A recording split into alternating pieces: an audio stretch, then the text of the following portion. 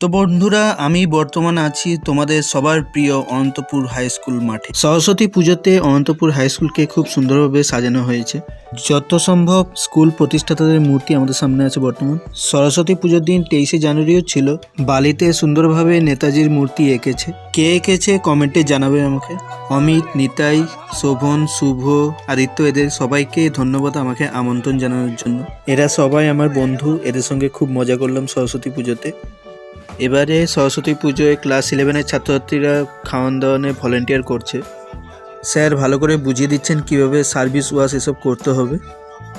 আমরা প্রথমেই খেয়ে নিয়েছি, এবার প্রথম পদ বসে গেছে। অমিত ভাই সার্ভিস করছে। এই ভাইটার নাম ভুলে গেলাম, কমেন্টে সবাই জানাবে। আমাদের নিতাই ভাই সার্ভিস করছে, পোলাও দিচ্ছে।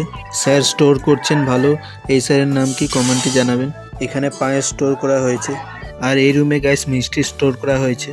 যতজন ভলেন্টিয়ার ছিল সবাই ভালো সার্ভিস দিয়েছে। অবশেষে মা সরস্বতীকে প্রণাম করে এই ব্লগটা শেষ করব। আর সবাই সাবস্ক্রাইব করে নিও প্লিজ।